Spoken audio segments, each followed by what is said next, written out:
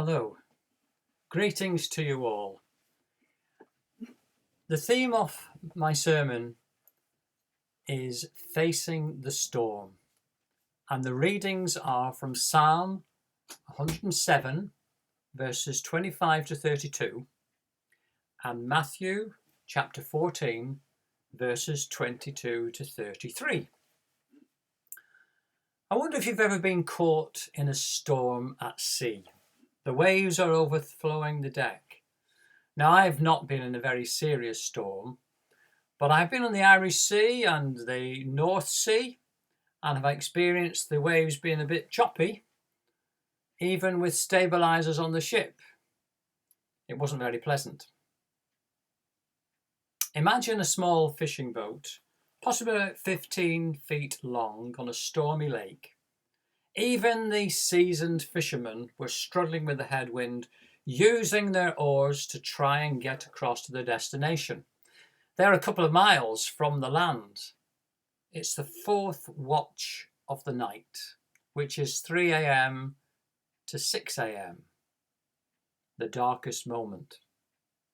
The disciples were having a tough time and alone, facing the unruly waves. Now, switch focus. Jesus is alone in prayer on a mountain. He's just sent the people away after feeding them with the bread of life, soul and body.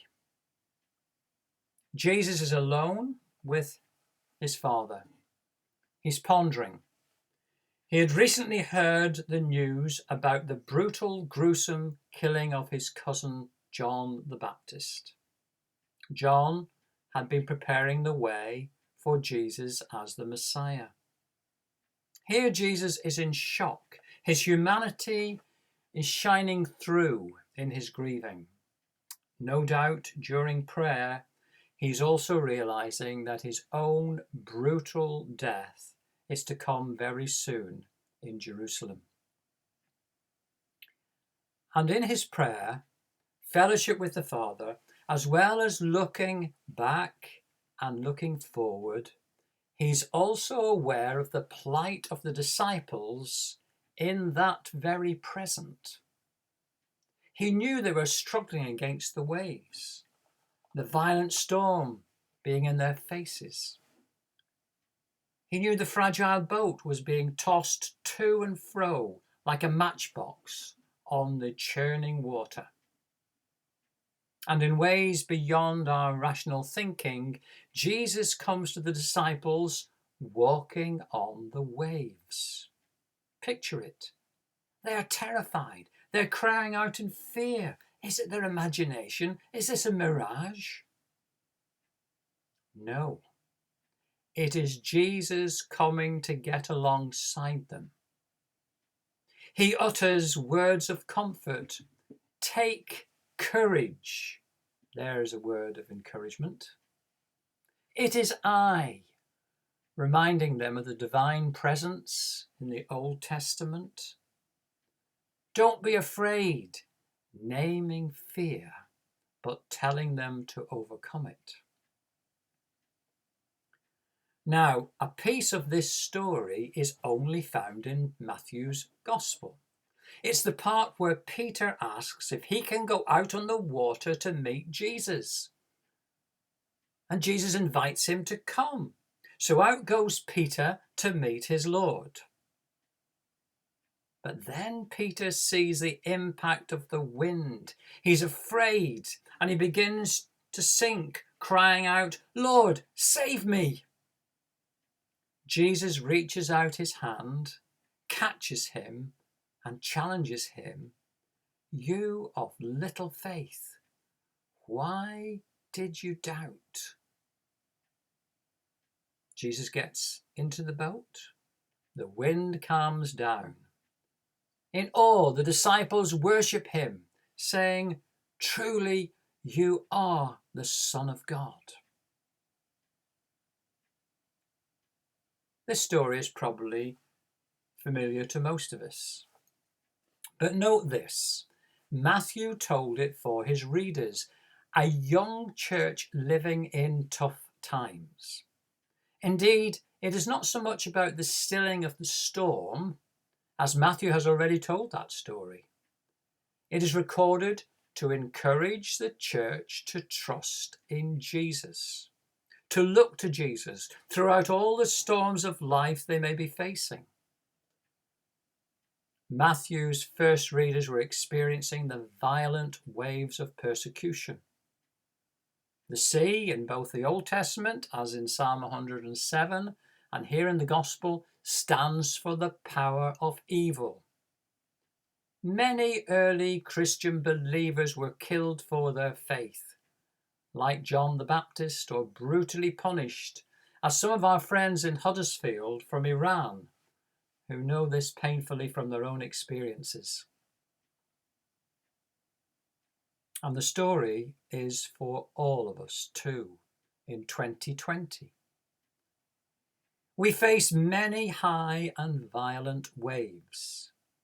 It may be working through loss, the loss of a loved one, the loss of a job, or maybe a home. For all of us, we are facing uncertainty with the COVID-19 virus. 19 months ago, most of us had not even heard of this. Yet right across the globe, all human beings have faced a great shock. We all face these waves. The virus has shown to a very confident world, with its belief in science, materialism, progress and certainty, that we're actually a fragile and vulnerable people. We are threatened with the fear of the unknown. But, and it's a big but, for those of us who hold on to Christian faith, Jesus is walking to the boat, striding over the waves, working with the best of science to bring about healing. Right now, researchers are working on treatments and hopefully a vaccine, as has happened at many other points in human history. In the fourth watch of the night, in all our darkest hours, if the Bible is true, and we believe it is, Emmanuel stands on the waves, God with us. Fears are named. The Greek word here is phobia, a word adopted in so many English words. We have many phobias. It can be from spiders to open spaces and those what ifs. We're on a journey of faith with readers of Matthew down through the centuries. We have doubts. Where is Jesus in this particular situation or that circumstance? We live with questions.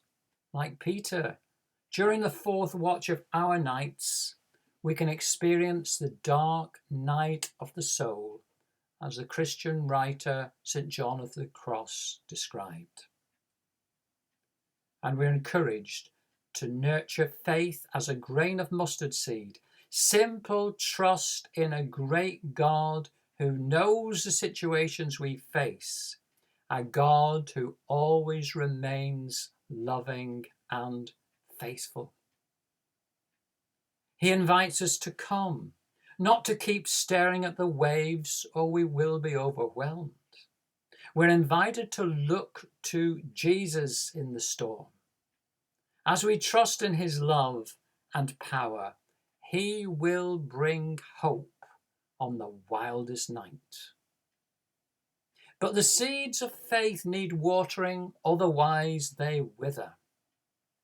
Through worship and prayer, we cultivate the faith plant so it blossoms. Music is often a great encourager for all human beings. It's very important in our family, and our youngest daughter Rachel is a music teacher. The words of the famous song, "You Never Walk Alone," are treasured not just by Liverpool Football Club. When you walk through the storm, hold your head up high and don't be afraid of the dark. And so it goes on, you'll never walk alone. When I hear people singing those words, whether watching a football match or at some other point, I would also wonder, because actually it's expressing for me a deep longing in humanity. And I just do not believe it's just folk religion. Within the community of faith, music is also a great encourager. Through our worship, through songs and hymns, they're there to strengthen us. So much of the classical music, admired by so many, is based on biblical truths. Now is the time to treasure our special faith songs from down through the years and to repeat them in the fourth watch of our own night. I know we're not allowed to sing together in church at this moment, but we can sing at home or outside or quietly read through the words. Fear and faith go together as opposites. To be told, don't be afraid, is not enough. We need a helping hand in the dark, and then fear evaporates. Then we are called to reach out to others who are in dark places.